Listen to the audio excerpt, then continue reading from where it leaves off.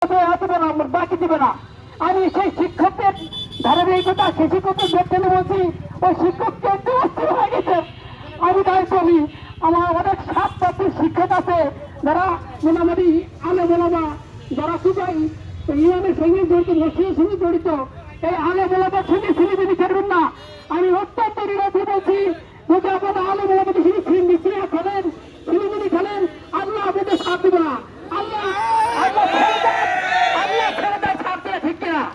আমি বলছি, আমি আপনি আল্লাহকে নয়, সবচেয়ে বড় পরিকল্পনাকারী আল্লাহ।